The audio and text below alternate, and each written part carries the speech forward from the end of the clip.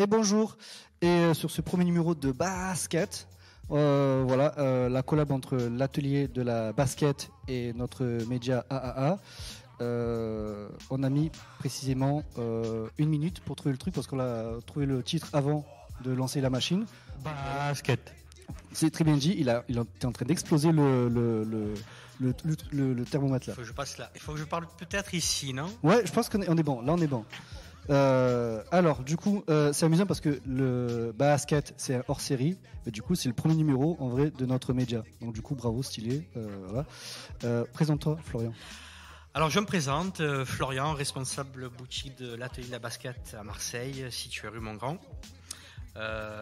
Tu veux que je parle un peu de mon parcours? Ouais, fais-nous rêver. Moi, à la base, je travaillais dans la grande distribution. Hein. Je remplissais des rayons chez Auchan. Ah, Rien à voir, tu vois. ouais, Après, j'ai fait agent immobilier pendant 12 ans.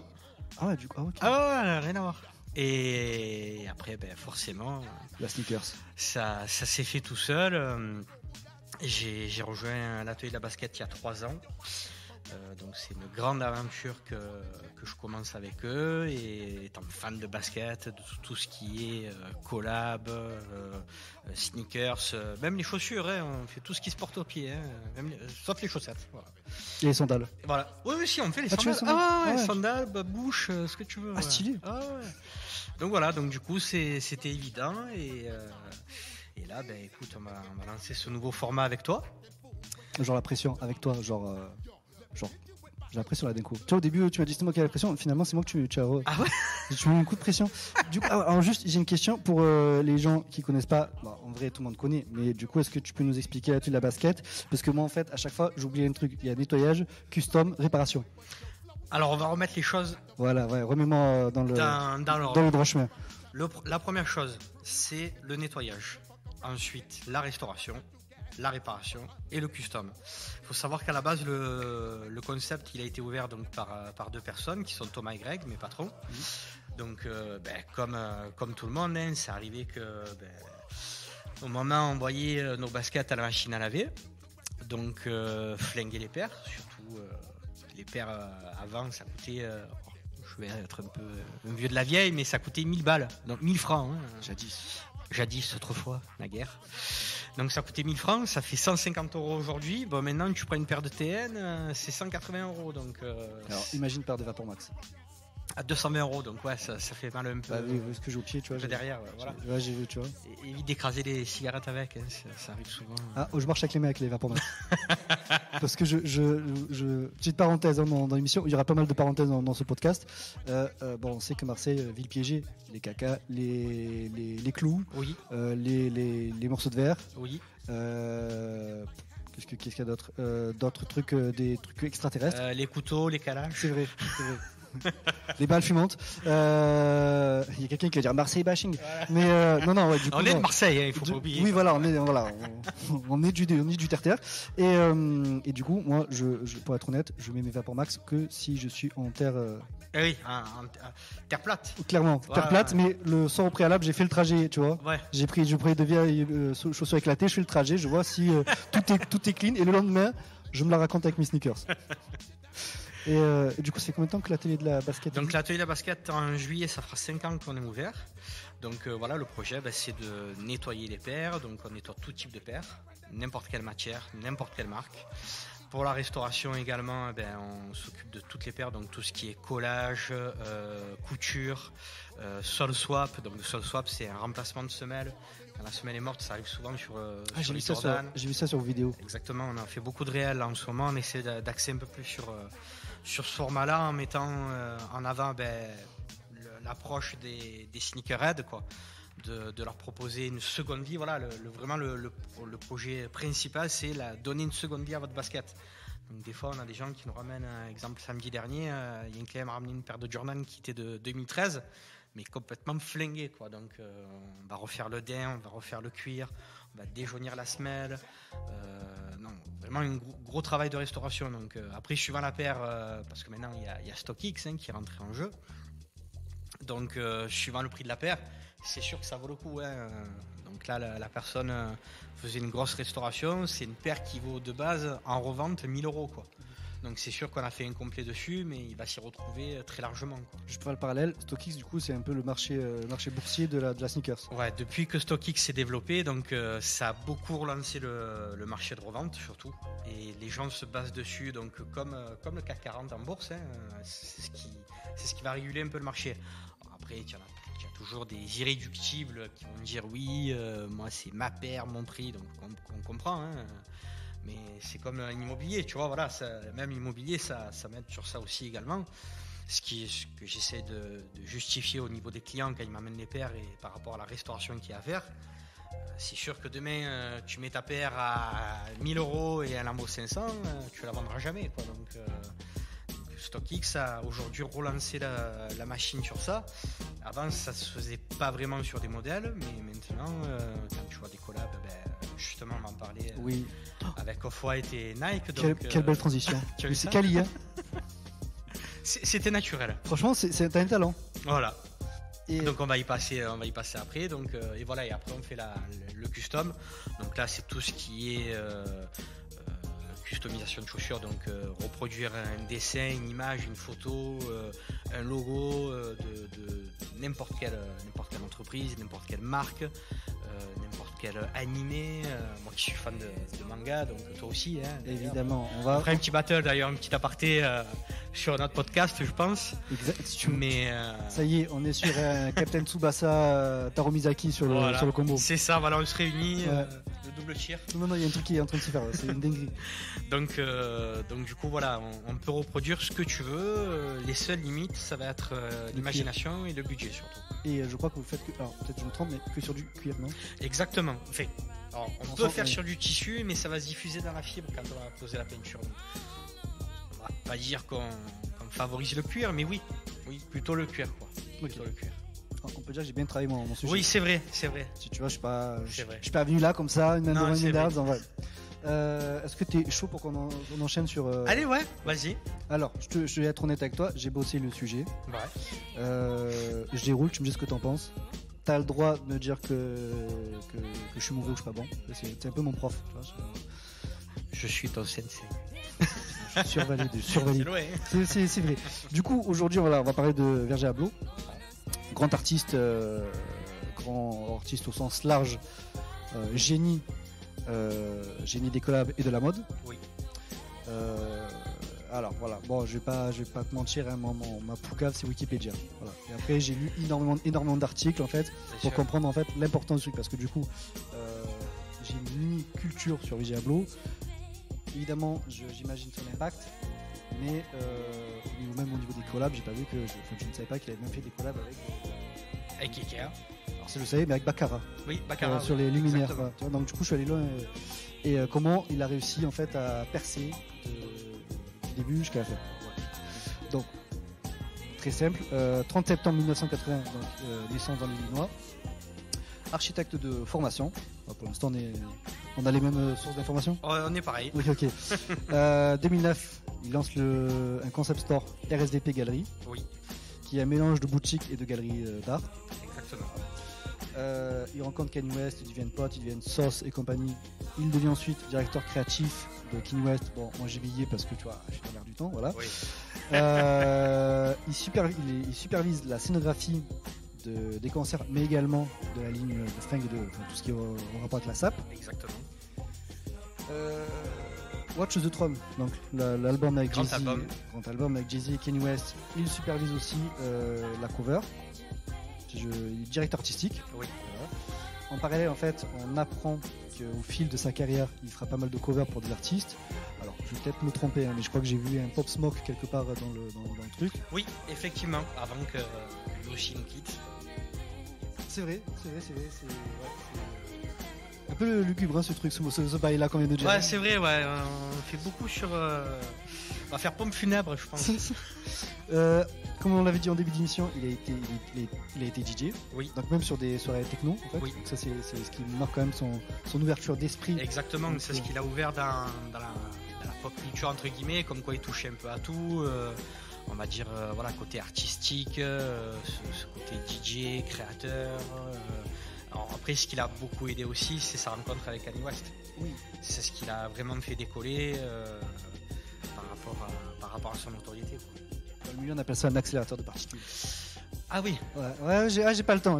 Ah ouais, j'ai mangé un dictionnaire tout à l'heure. Alors, 2013, année charnière. Il lance sa marque. Off-White. Exactement. En Italie, je crois. C'est quoi, Oui, à Milan. À Milan. Du coup, voilà. Mais en amont, il avait quand même une marque qui s'appelait Pyrex. Oui. Putain, carrément, j'ai sorti l'accent et tout. Ah ouais. Moi, j'aurais dit Pyrex. Hein. T'aurais dit Pyrex? Ouais, Pyrex version. Pyrex Vision. Et du coup, Off-White, en fait, il a la suite de Pyrex. Et à partir de là, ça devient une dinguerie. Exactement. Du coup, il fait des collabs quasiment avec tout le monde. Exactement. Notamment, Alors, la grande collab vraiment qu'il a lancée sur les devants de la scène, c'est avec Nike. Les fameuses La 10. collection The 10. Voilà. Sortie fin 2017. Ça a été complètement un renouveau là pour. La marque était déjà quand même présente, hein, Nike. Je veux dire, c'est Jordan, c'est des modèles iconiques comme la Air Force. D'ailleurs, on fera un podcast sur la Air Force. Pour les 35 ans. Exactement. Mais c'est vrai. Tu as déjà fait des podcasts auparavant? Jamais. Tu es fait pour ça. Tu fais des transitions, c'est zizou. Hein. C'est quoi? Non. El maestro. Moi, quand je fais des transitions, je bégaye. Lui, smooth. C'est incroyable. Je te jure, j'ai même pas fait gaffe. Bravo. Donc du coup, je te disais, voilà, Nike c'est quand même une grande marque de sneakers. Moi d'ailleurs, je suis pro Nike. Hein. Je sais que les sneakerheads vont dire oui, il faut s'ouvrir à d'autres marques comme New Balance. On en reviendra également. Voilà, Adidas, tout ça. Mais moi, je suis pro Nike. Je trouve qu'ils font des choses vraiment magnifiques, que ce soit sur les coloris, sur les designs, sur les modèles vraiment iconiques. Et donc du coup il a lancé The 10 et il a justement relancé 10 modèles qui sont iconiques de la marque. Alors après il s'est lancé sur un modèle, la Hyperdunk. Je peux les dire? Ouais, dis-moi, vas-y. Du coup, il a fait en 2 temps. Il y a le Revealing. Oui. Aujourd'hui je me suis levé avec mon élevé anglais au max. Le Fringlish. Jordan 1, ouais. Air Max 90, oui. Air Presto, oui. Vapor Max, oui. Blazer Mid, oui. Ghosting, oui. avec les Chuck Taylor. Oui. Du coup, j'ai pas compris le. Alors, parce qu'en fait, la maison commerce a été rachetée par Nike. Ok, bon, ceci explique cela. C'est pour ça. Zoomfly SP. Oui. Air Force One Low. Oui. J'ai préféré les 97. Ah ben tu vois, ça tombe bien, j'en ai une paire en plus. Non, pas sur. Ah, je suis en train de dire, il me prend pour une bille. Non. Et les React Hyperdunk 2017. Oui, c'est ça, voilà. Ça, c'est le modèle, on va dire. Alors, je sais pas pourquoi il s'est lancé dans ce bail-là, mais écoute, ça a trouvé son marché de niche, hein, voilà, son public. Hein, donc, après, c'est pas le modèle le plus adoré de tous les hôtels, voilà, de toute la collab, mais la collab, la meilleure, on va dire. C'est le Graal parmi les Graal pour certaines personnes. Hein. Bon, moi, ça me fait partie. Et même, je l'ai eu, mais je l'ai revendu comme un con. Mais c'est la Jordan, la Chicago. Tu peux parler de prix, hein, que tu reviens. Ah ouais, à l'époque, je l'avais acheté 150 €, donc du coup, j'ai réussi à l'avoir chez Starco. Et je l'ai revendu 1000 €. Ça sera le regret de ma vie. Aujourd'hui, elle est à plus de 6-7 000 € dans ma taille. Ah ouais? Ouais. Ok. Ah ouais. On va passer ce moment-là. Oui, je attends ma petite larme. J'ai lu plutôt, qu'il avait fait une collab aussi avec la Mercurial. Donc la oui, exactement, sur les Mercurial, exactement. Pour la Coupe de la Ligue, oui, il avait fait en fait une collab avec Nike, encore Nike du coup, avec une collab où il y avait des maillots de foot, des shorts. Alors voilà. Alors ce qui est bien avec Ablo, c'est qu'il a pas peur de prendre des risques. C'est que vraiment il va se lancer dans tout et n'importe quoi et ça va marcher. Et bien sûr, ça s'arrache à des prix de. Alors justement, en fait, j'ai essayé de comprendre pourquoi ça marche, pourquoi lui et pas d'autres. Alors il y a plein d'explications, il y a l'écoute des jeunes, des millénials, exactement, de la génération X, Y, Z, tout ça. Bon bref, j'ai toujours du mal avec les générations. La bonne lettre pour la bonne. Ouais. On va dire les 2000. Ouais, voilà, merci. Ça c'est un vrai ça c'est un mec qui juge pas mais qui t'aide, tu vois. Et malgré tout ce que j'ai pu lire, en fait, j'ai pas réussi à voir en fait comment ça il a pu passer ce cap pour finir en fait directeur de la collection homme chez LVMH. Ouais. Là, ça a été le. Mais est-ce que toi en fait tu aurais une explication sur comment il a réussi en fait à passer ce gap alors que Mais même, à ton avis, hein, tu vois, il n'y a pas de bonne ou de mauvaise réponse. Oh, Juste bien en fait, sûr, ton bien ressenti, sûr. comment en fait, Virgil Abloh a tout raflé, tout niqué. Alors, moi, je pense que ce qu'il a fait décoller, c'est surtout du fait que les paires ont été sortis en très peu d'exemplaires. Dans le bail de Suprême et compagnie. Exactement. Sur des shops présélectionnés donc dans le monde entier. Et il y a la terre entière qui s'est inscrite pour avoir ces paires-là, sur sa première collection, la The Ten. C'est vraiment ça qui l'a fait décoller pour moi. Donc du coup, les gens, moi en faisant partie, sur le site Starco, enfin, sur tous les sites français, je dirais, j'étais même prêt à aller en Espagne, parce qu'il y avait Sivas Descalzo qui avait aussi la collab. Quel bel espagnol. Hein? Très bien, dire en espagnol. Ouais, voilà, ouais. Aujourd'hui, on se surpasse. C'est ça, ouais. On est en lévitation. Donc voilà, je m'étais même inscrit sur des shops anglais, espagnols pour avoir la collab absolument. Et c'est ce qui a fait, je pense, décoller Virgil Abloh et qu'aujourd'hui, il a été au-dessus de tout le monde. Très peu de quantité. Les paires ont été complètement déconstruites, reconstruites. D'ailleurs, il y a eu des podcasts aussi, des émissions dessus, des petites vidéos, des stories qui ont été faites. Justement, lui en train de redesigner les paires emblématiques. Aujourd'hui, quand tu regardes une Jordan 1 Chicago Off-White, c'est la même que la OG, mais elle est complètement différente, il faut le dire. Le swoosh qui sort de la chaussure, les empiècements en cuir qui sont de qualité, le plastique qui est présent, les inscriptions R entre les guillemets, ça c'est sa marque de fabrique au niveau de ses écritures. Donc du fait qu'il ait complètement repensé les paires, qu'il les ait sortis en peu de quantité, quand j'étais monté à Paris pour chercher donc les deux Off-White que j'ai eu, il y avait une queue mais immense. Même le contexte, tu fais la queue, tu as besoin de ta carte d'identité. Je me rappelle Starco, ils avaient ouvert un shop exprès pour The Ten, juste à côté, un peu plus loin de leur shop. Donc du coup ça y a joué et ça a amené une rareté sur la paire et les prix de revente surtout. Voilà, tu achetais la paire 150 €, tu la revendais 1000 balles. Pour moi 1000 balles, voilà, il faut le dire, c'est un SMIC. Alors à l'époque en 2017 c'était ce montant-là, mais c'était l'équivalent d'un SMIC, donc tu crachais pas dessus, quoi. Donc malheureusement et heureusement, ça a aidé à sa notoriété. Mais comme je disais, voilà, malheureusement, tu as tous ces gens-là qui achètent les paires pour les revendre et ça tue un peu la culture. Et le marché aussi. Et le marché, donc aujourd'hui, tu vois maintenant des gens qui font la queue pour faire un retail plus 10, plus 20, c'est un peu dégoûtant, quoi. Mais bon, après, c'est comme ça, c'est le jeu. De toute façon, donc on s'inscrit et on voit quoi. On voit si on arrive à avoir la paire ou pas. Moi en tout cas, quand j'arrive à avoir une paire, je la porte. Alors, je la rock, j'ai le plaisir de la porter, de la montrer. Donc voilà, pour moi, c'est ça qui a fait qu'aujourd'hui, il a décollé complètement. Et après, avec les collabs qu'il a fait, derrière, il a fait une collab avec Ikea.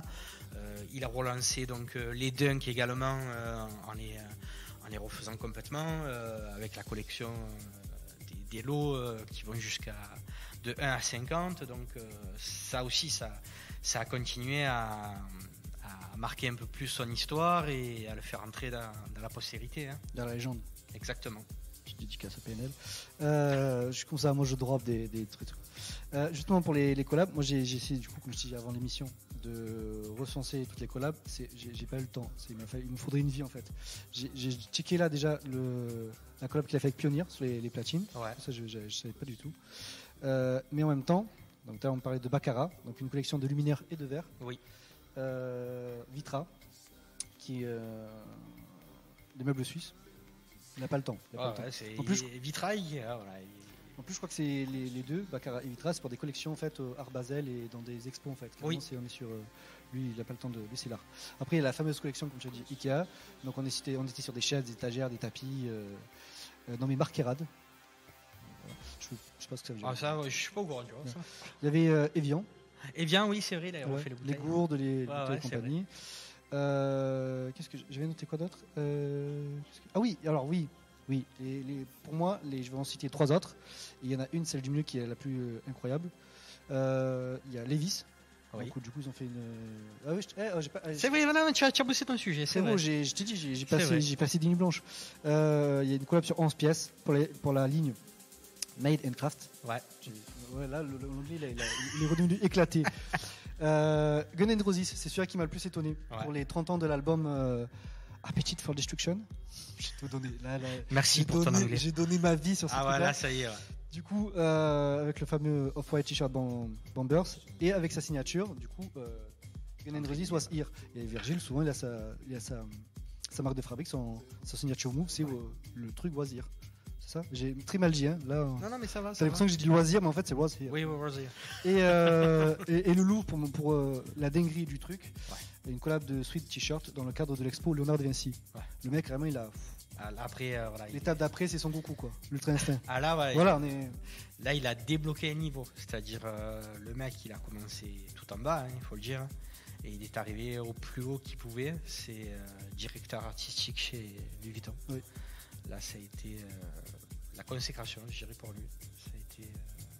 Parce que du coup, il faut rappeler qu'en fait, c'est un architecte de formation. Oui. Il n'a pas fait, contrairement à Raph Simons qui est chez Prada et compagnie, c'est fait partie de ces mecs en fait, ou de ces personnes, parce qu'il y a aussi des femmes, qui sont partis de rien, qui Exactement. ont créé un mouvement, parce que du coup, on peut clairement créer un mouvement en fait avec Un self-made. il l'a placé. Vous savez, moi aussi, j'ai placé mon petit. Là, on anglais. est sur du challenge Forbes, on est sur un niveau incroyable. Et arrivé à ce stade-là, qui est quand même la reconnaissance ultime. Oui. Parce que quand on le dit non, Louis Vuitton, À Louis Vuitton, c'est la première marque de luxe au monde. Hein, donc, qui au final a été racheté, du coup, LVMH a racheté Oui. Off-White, même s'il a gardé le sûr. truc. Et malheureusement, mort le 28 novembre 2021 à Chicago. Bon, on va pas aller on va pas rentrer dans le détail sur le truc. Concrètement, toi qui es fan de sneakers, qui est fan de la culture, de Virgil Abloh et tout, qu'est-ce que tu retiens en fait de ce monsieur?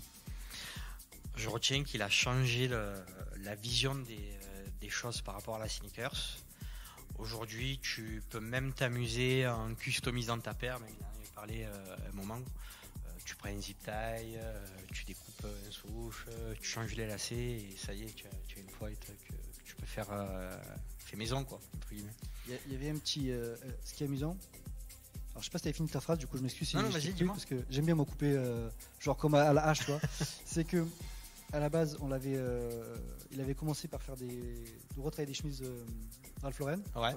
La légende raconte qu'il avait customisé, coupé pour créer des sapes qu'il vendait à un prix exorbitant. Donc, et c'est amusant que ce qu'on lui reprochait à la base, soit sa reconnaissance maintenant en fait. C'est ça. Maintenant, voilà, je te dis, il a changé les choses, il a réussi à mélanger. Alors, il faut le dire, hein, quand même, Louis Vuitton, ça avait toujours un aspect luxe, un peu vieux, entre guillemets, quand même. Hein. Moi, je me souviens quand j'étais jeune, attention, hein, j'ai pas 50 ans. Hein. Alors, tout le monde voulait du Louis Vuitton, mais après arrivé à un certain âge, ça faisait un peu vieillot, le monogramme classique. Lui, il a réussi à modifier ça et à mélanger donc la street culture avec le luxe. Ça s'est jamais fait auparavant. Donc ça vraiment, c'est ça qui a lancé un gap. C'est ça qui a déclenché la chose et même voilà, il avait fait une collection Nike Off-White Louis Vuitton. Là pareil, hein, il y a une mise aux enchères de chez Sainsbury, non? Ouais, c'est ça. Une mise aux enchères de sa force Nike Louis Vuitton Off-White qui s'est vendu je sais plus combien, mais une tonne, quoi. Ça c'est jamais fait. Tu as jamais vu ça, quoi. Hein. Est-ce que du coup sa particularité aussi, à l'inverse, c'est pas d'avoir rendu la sneakers en luxe? Oui, ça y a beaucoup contribué et d'ailleurs même tu le vois au niveau des prix, je parle de revente mais même des prix d'achat de base, tu vois les prix qui font que augmenter sur les prix de base de chaussures, hein, le prix retail comme on dit. Donc du coup ça y a fait du bien, mais d'un autre côté aussi pour les petits porte-monnaies comme toi et moi, enfin comme on va dire trois quarts des gens, hein, ça fait mal un peu derrière, quoi. Un peu beaucoup. Hein. Oui, Ça- oui, j'ai mal. J'ai beau être matinal. Je ne marche plus. J'ai mal. Moi, je suis devenu François Cluzet intouchable. Maintenant, je peux porter. Du coup, j'ai plus de problème, comme on disait, pour marcher, parce que du coup, mes sneakers s'inclinent. Mais pour marcher, je ne marche plus. Je dis portez-moi, ou alors comme un carré, tu vois, porté par les bras. Et Je marche en canard pour éviter marche. la pliure. si je marche sur la tête, sur les mêmes, mais je marche plus avec les sneakers.